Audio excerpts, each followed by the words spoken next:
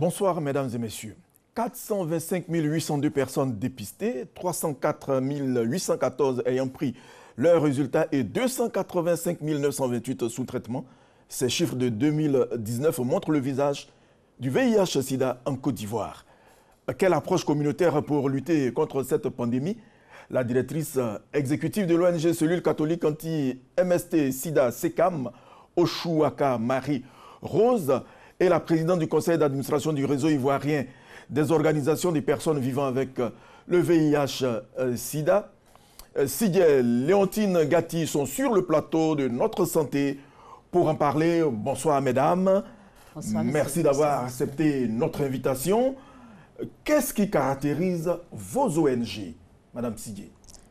Vraiment, merci pour l'invitation. Le RIP, qui est le réseau ivoirien des organisations des personnes vivant avec le VIH, a pour objectif de favoriser le bien-être des personnes vivant avec le VIH, mobiliser les ressources, faire le plaidoyer, afin de pouvoir soutenir ces différentes organisations membres de la structure et faire l'encadrement aussi de ces organisations au niveau du RIP. Madame Ochou.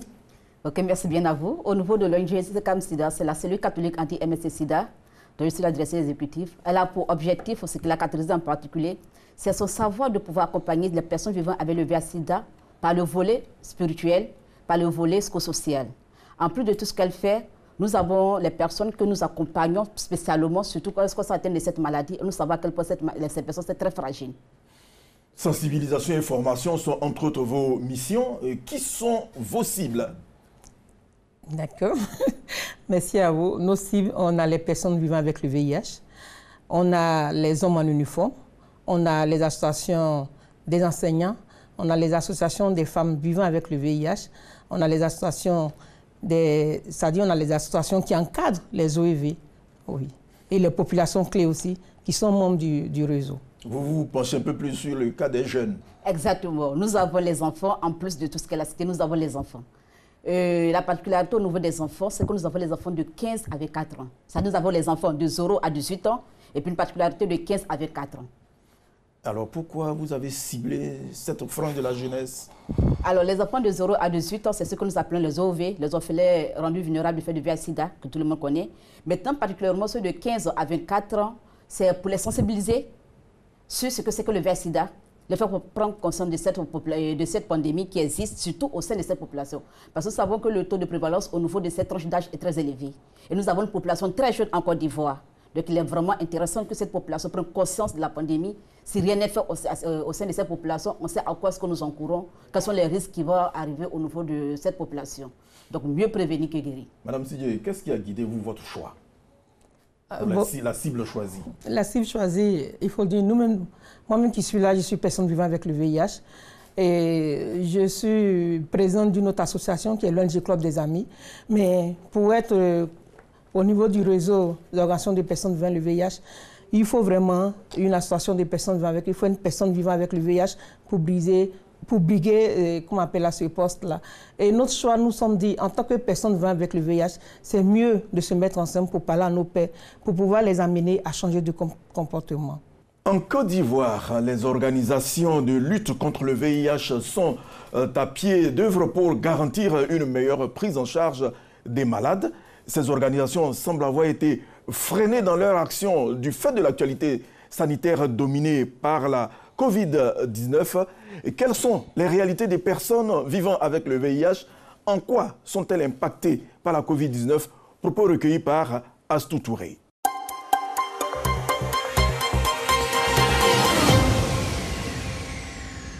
Nous faisons la prise en charge des personnes vivant avec le VIH. Bon, avant la prise en charge, on fait de la sensibilisation. Par exemple, de la sensibilisation, on fait de la prévention, on fait le dépistage et on fait le suivi des personnes vivant avec le VIH. Nous faisons des VAD, c'est-à-dire des visites à domicile. Et nous allons soutenir les parents vivant avec le VIH et leurs enfants.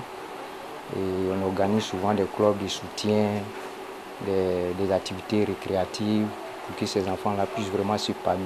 Si une femme est infectée, on le suit avec ses enfants. Tous ceux qui sont dans son entourage, ceux qu'elle prend en charge, nous, on les suit tous. Nous avons au total 650 OEV, c'est-à-dire les orphelins et enfants vulnérables du fait du VIH que nous assistons. Les partenaires là, on leur demande de nous soutenir. Les gens qui viennent, qui voient l'ONG en train de travailler là, si on va vers eux, il y a des petits trucs qu'ils peuvent donner. On a écrit au ministère, il nous a donné du riz. En Corona là, on a distribué le riz. Tout le monde, ceux qui viennent, ceux qu'on s'en va chez eux, on les apporte un peu de riz. Les difficultés, c'est surtout financière, parce que quand la pandémie est arrivée, c'est à beaucoup qui ont perdu leur boulot. Et ces familles qui menaient des petites activités, il fallait carrément arrêter pour ne pas vraiment être infectées par cette pandémie. Et ces personnes-là sont retrouvées vraiment dans le chômage. Et ça a été vraiment difficile pour ces familles. Nous apportons des soutiens psychologiques, moraux aux familles. Et lorsqu'ils ont besoin de médicaments, on les oriente vers les hôpitaux. Nos perspectives, d'abord, c'est d'étendre nos actions, d'être encore plus sur le territoire national, même international, pour aider la population, pour aider les jeunes gens et nos frères qui sont dans ce moment je ne peux pas dire de dur labeur, mais qui sont dans cette période-là. Vraiment, ce n'est pas facile, on les encourage. Mais nous, notre option d'action, on ne compte pas nous arrêter là. On va déployer pour que tous, on peut aider tout le monde.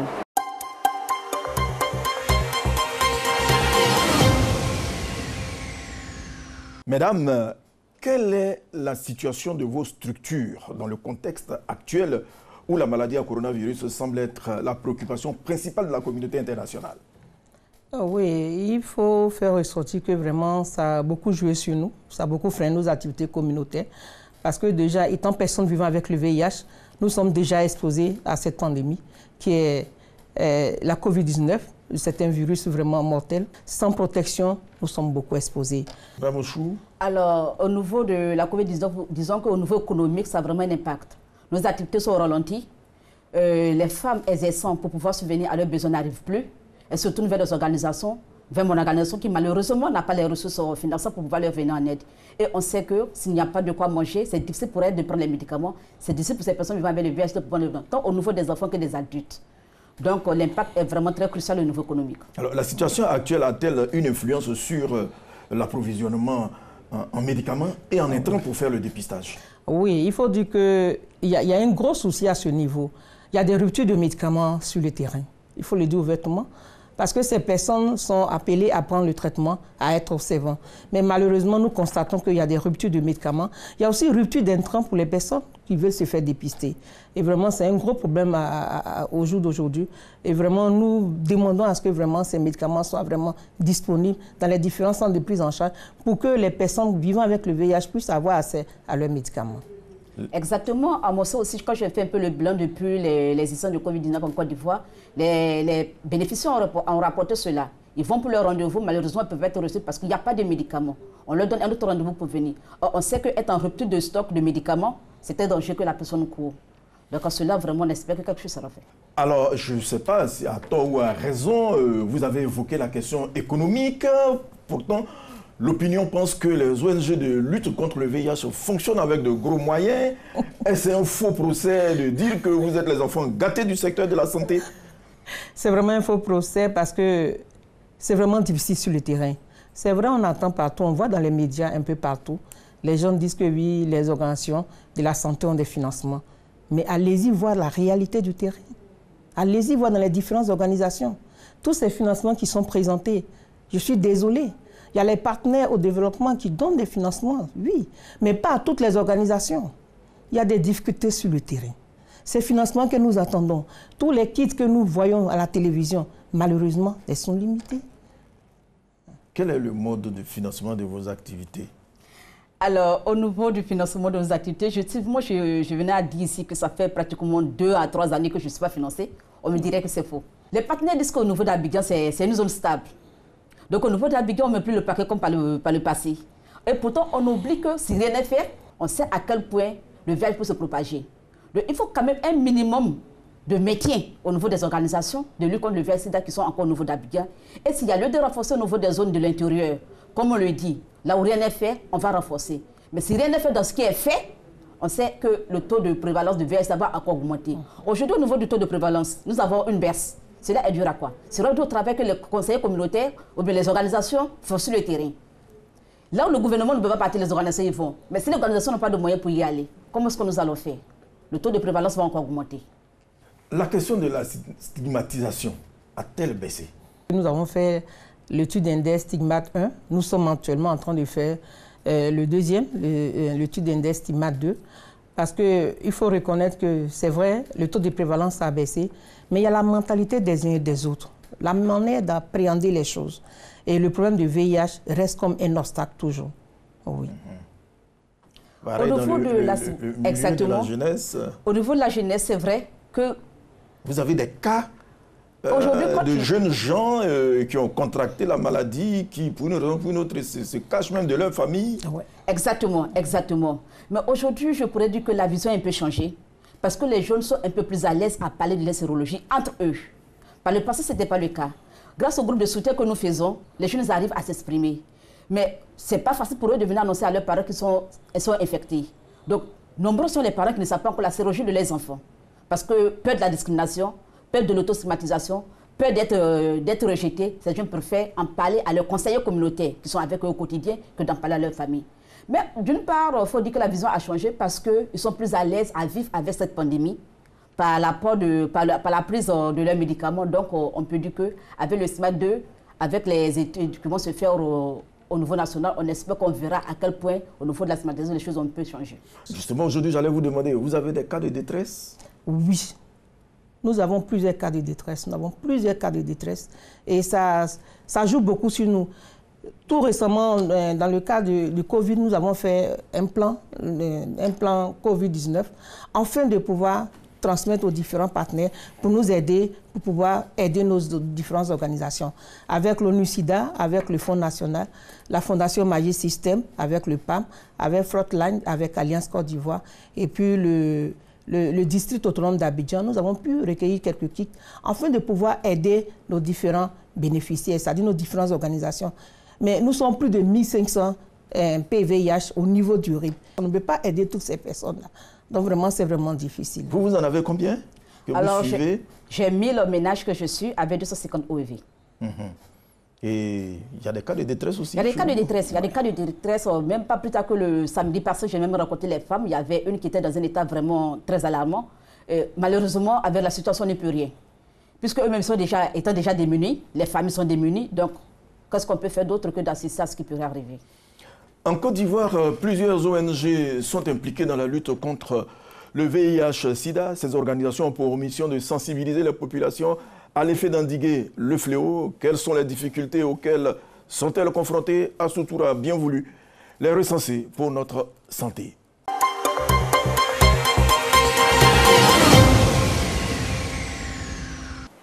Je travaillais et puis je tombais souvent malade. Donc, je me disais que c'était le palu, jusqu'à ce que j'ai eu des problèmes au ventre. Ou dans la semaine, je pouvais faire... J'avais des problèmes au ventre en tout cas.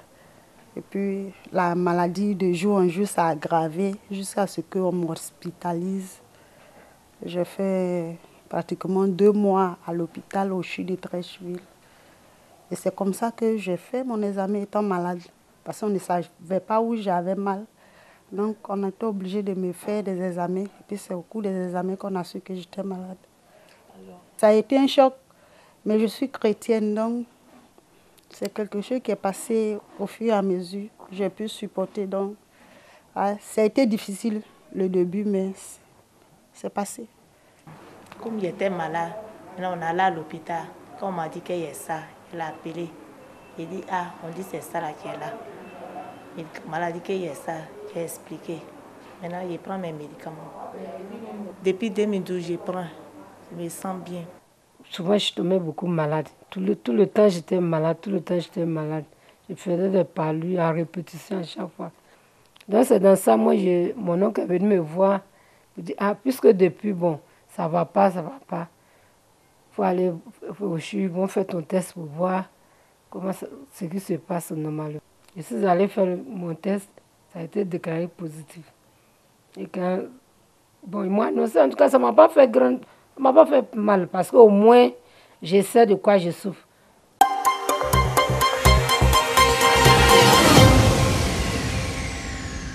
Madame Ochou, l'on ne parle presque plus d'abstinence dans les campagnes de lutte contre le VIH.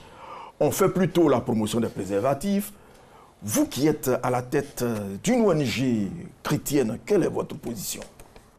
C'est à nous de pouvoir éduquer nos enfants, leur enseigner l'abstinence. Comment s'abstenir jusqu'au mariage? Comment garder ce corps qui est sacré, qui est un temple de Dieu, pour que le Seigneur puisse en être fier de nous jusqu'à ce qu'on puisse aller au mariage. Mais si nous n'arrivons pas à enseigner l'abstinence à nos enfants, on voit à quel point nos enfants sont précocement dans la sexualité, sont précocement dans les rapports sexuels. Mais est-ce que c'est ça une vie donnée, un enseignement à un enfant? C'est pourquoi quand nous faisons nos activités, nous mettons l'accent sur l'abstinence. Parce que c'est l'élément de base. Il est écœurant de voir un enfant de 10 ans déjà qui a des rapports sexuels, qui ne sait même pas quels sont les dangers de cela et qui s'y adonne. Parce que c'est un effet de mode, parce que ses amis le font, ils s'y lancent. Mais lorsqu'au niveau de la base familiale, au niveau de l'église, au niveau des mosquées, nous arrivons à faire passer ce message, cela porte des fruits. Madame, oui. Ce que vous en pensez? C'est vrai, il y a la version catholique, religieuse. Vous encadrez les personnes même vivantes. Quel message vous pouvez passer à ces jeunes gens en particulier? Oui, le message que moi je peux... En parlant bien sûr de s'abstenir d'avoir des rapports. Oui, au départ de la lutte, c'était vraiment important hein, au départ de la lutte parce que pour nous, la jeunesse, c'est le flambeau même du pays, hein, plus tard, c'est-à-dire les grands cadres du pays. Mais malheureusement, tout est délaissé et aujourd'hui, on ne parle presque même plus de l'abstinence et c'est un gros problème. Parce que les jeunes, elles parlent de 10 ans, il y a d'autres à partir de 9 ans, ils sont dans la sexualité. Donc, c'est de voir comment est-ce que, oui, on peut toujours faire la sensibilisation en encadrant ces jeunes à travers les groupes de parole, les groupes de soutien que nous faisons dans nos différentes organisations. Il faut aussi interpeller les parents. Parce que c'est ça aussi le problème. Parce que les parents ont le droit d'éduquer leurs enfants. Parce qu'il y a aussi l'école qui est là, il y a aussi les amis qui sont là. Mais les parents, la base, c'est les parents. Si au niveau des parents, l'éducation est ratée, il n'y a rien à faire. Donc moi, je voulais juste interpeller les parents. Que le VIH ne soit pas un tabou, surtout, moi, je voulais le dire. Parce qu'on a peur, cette jeunesse a peur d'informer leurs parents. Même les grandes personnes, les adultes, ont peur d'informer leurs partenaires. Je sais de quoi je parle. Aujourd'hui, ça me fait 23 ans de vie de VIH. Je ne dis pas que je suis fière, mais j'en ai parlé autour de moi. Et autour de moi, ils m'ont tous accepté. Si je n'ai pas eu le courage d'en parler, je vous assure, j'allais mourir. Mais Dieu a permis à ce que je vive longtemps et que je sois le porte-parole des sans-voix au niveau des personnes vivant avec le VIH. En tout cas, vous voyez, on ne dirait pas. Vous avez expliqué un peu pourquoi le choix de la méthode, comment on appelle, naturelle, face à la méthode artificielle. Mais il semble que le volet homosexualité est beaucoup pris en charge par les bailleurs de fonds. Y a-t-il une forte population d'homosexuels malades? Oui. Au niveau de la lutte, il y a un réseau de populations clés. Peut-être que vous aurez le temps de les inviter aussi. Et ces différentes organisations sont membres aussi du RIP. Il faut dire que le taux est vraiment élevé au niveau de la Côte d'Ivoire. Je n'ai pas le chiffre devant moi ici, mais c'est vraiment, vraiment écœurant parce qu'on ne peut pas juger ces personnes. Je suis désolée, on ne peut pas les juger. Ce qu'on peut faire, c'est de pouvoir les encadrer pour mieux vivre. Comme vient de le dire maman, nous avons des personnes vivant avec le VIH qui sont des homosexuels. Nous ne les rejetons pas. Nous les acceptons dans leur état. Parce que c'est un choix qu'ils ont fait. Nous n'avons pas le droit de les juger. Ce n'est pas pour autant que nous allons les délaisser parce qu'ils sont personnes infectées avec le VIH. Donc ça fait deux problématiques, ça fait deux volets dont ils souffrent. Donc nous les accompagnons.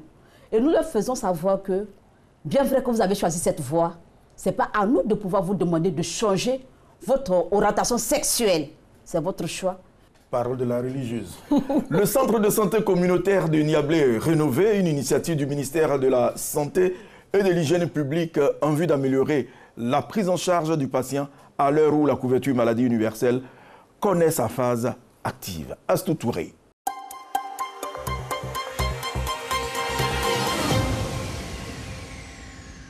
Désormais, les populations de Niablé peuvent être fières de leur centre de santé. Niablé est une sous-préfecture située à environ 240 km d'Abidjan. Grâce à la couverture maladie universelle, cet hôpital vient d'être réhabilité et équipé de lits d'hospitalisation et de matériel informatique. Il est composé de plusieurs bâtiments, dont une pharmacie, une maternité et bien d'autres. Il contient également un plateau technique et un laboratoire pour les examens. Malgré la rénovation de cet établissement sanitaire, dans la région de l'Indéni-Diablin, quelques difficultés persistent. Ce qui reste à faire, c'est la clôture de l'hôpital, parce que l'hôpital est à moitié clôturé. Compte tenu du fait que c'est situé au centre-ville, il y a la divagation des animaux domestiques, donc c'est la clôture qui reste à faire. Avec la Covid-19, les salles de consultation et de vaccination sont de moins en moins fréquentées au centre de santé urbain de Niablé. Une stratégie de communication est donc mise en place. Les parents ne venaient pas, ils avaient peur. Donc ça a fait chuter le taux de fréquentation. Donc avec la sensibilisation, nous avons pu permettre un peu aux parents de venir. Pour l'heure, aucun cas de Covid-19 n'a été détecté dans la ville. Les autorités sanitaires veillent au respect strict des mesures barrières.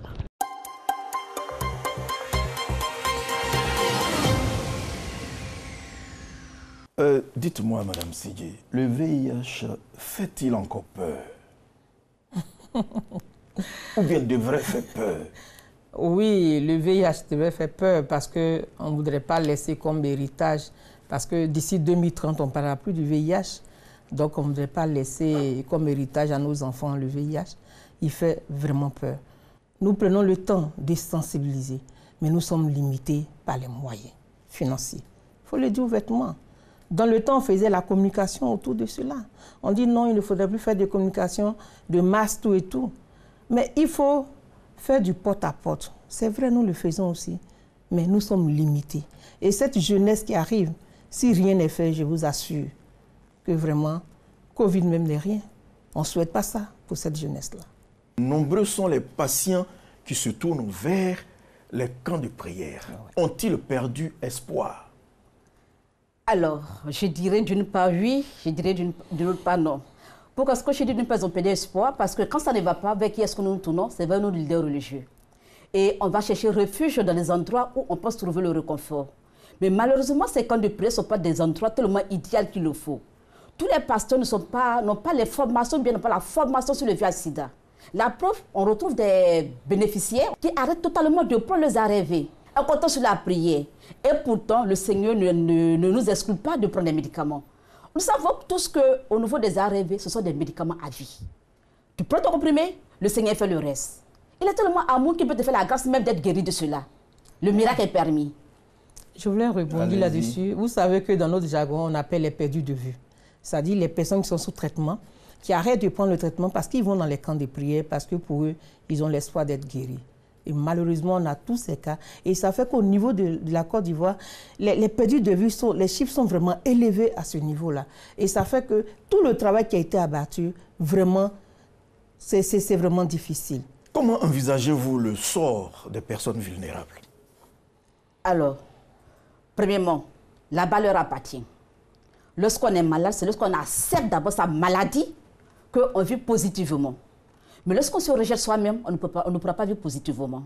Moi, quand je me bénéficie en face, lorsque nous avons des échanges, je leur dis franchement, votre vie vous appartient. Soit vous acceptez de vivre, soit vous acceptez de mourir. Accepter de vivre, c'est quoi? Accepter de prendre ses ARV. Accepter de suivre les conseils de son médecin. Accepter de suivre les conseils des conseillers communautaires. Faites les choses comme l'on vous le demande. Et nous leur disons que pour mieux vivre, vous ferez mieux de vous mettre en association. Nous avons un groupe de pain que nous avons mis en place, à les avec. C'est une association de crédit d'épargne pour permettre aux femmes de s'entraider, aux hommes de s'entraider entre eux. Ça leur permet de prendre des prêts sans toutefois aller jusqu'à la banque et pouvoir faire quelques petites activités. Et dans cette ère de Covid que nous vivons, c'est avec les petites activités qu'elles mènent qu'elles arrivent à se prendre en charge.